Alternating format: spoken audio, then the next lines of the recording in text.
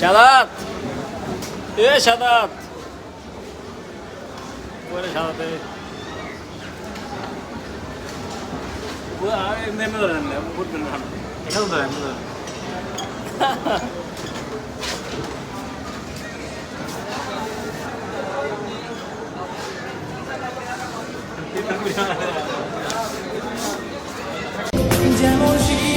আয়নায় এখন আর নিজেরই দেখি না, নিজের জন্য মায়া হয়, কারণ আমি তো আগে এমন ছিলাম না।